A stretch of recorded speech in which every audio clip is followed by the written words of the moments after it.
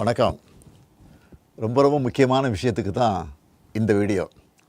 இன்றைக்கி காலையில் நம்ம அரசு சார்பில் 5,000 ரூபாய் உங்கள் அக்கௌண்ட்டுக்கு வந்திருக்கோம். எதுக்காக இந்த பணம்? நாங்கள் ஆட்சி பொறுப்பேற்றப்போ கொரோனா உச்சத்தில் இருந்துச்சு. அதை சமாளித்து மக்களின் உயிரை காத்தது மட்டும் இல்லை, அவங்க வாழ்வாதாரத்தை காக்க 4,000 ரூபாய் நிவாரணத் தொகையையும் வழங்கணும்.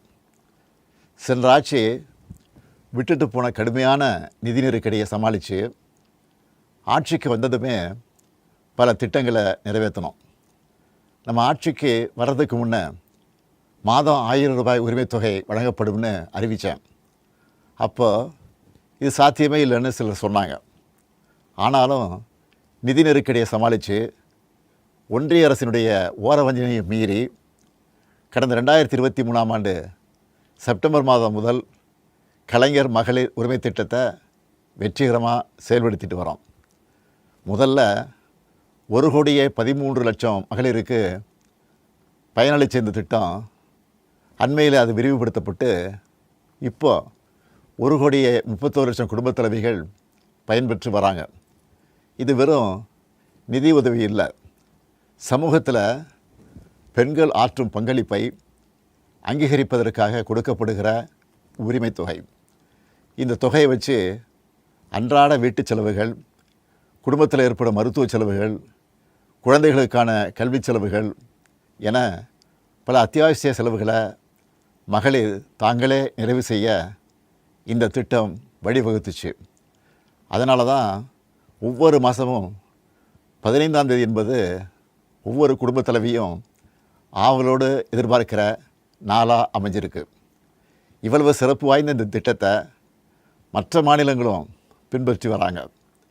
இந்த உரிமை தொகையை மேம்படுத்தணும்னு நாம் செயல்பட்டு வந்தால் அதுக்கு எதிராக டெல்லியில் இருக்கக்கூடிய ஒரு கூட்டமும், தமிழ்நாட்டில் அவங்களுக்கு அடிமையாக இருக்கக்கூடிய இன்னொரு கூட்டமும் எதிர்வரும் சட்டமன்ற தேர்தலை காரணம் காட்டி அடுத்த 3 மாதத்துக்கு இந்த மகளிர் உரிமை தொகையை நிறுத்த சூழ்ச்சி செய்கிறதா தகவல் வருது.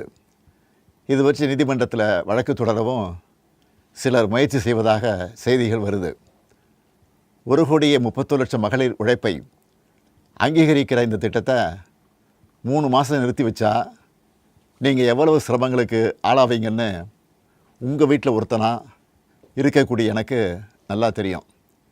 கடும் வெயிலில் வேலைக்கு போக கஷ்டமான கோடை காலத்தில் இந்த தொகை நிறுத்தப்பட்டால் உங்களுக்கு எவ்வளவு வலி ஏற்படும்னு என்னால் உணர முடியுது. உங்கள் மாதாந்திர செலவை எப்படி சமாளிப்பீங்க? உங்கள் குடும்பத்தில் நோய்வாய்ப்பட்டவங்களுக்கு மாத்திரை வாங்கி கொடுக்க முடியுமா? குழந்தைகள் தேர்வு எழுதுகிற காலத்தில் அவங்களுக்கு உணவு கொடுப்பதிலிருந்து தேவையான கல்வி செலவுகளை செய்ய முடியுமா? இந்த கஷ்டத்தையெல்லாம் நினச்சி பார்த்து தான் ஒரு முக்கியமான முடிவை எடுத்திருக்கிறேன்.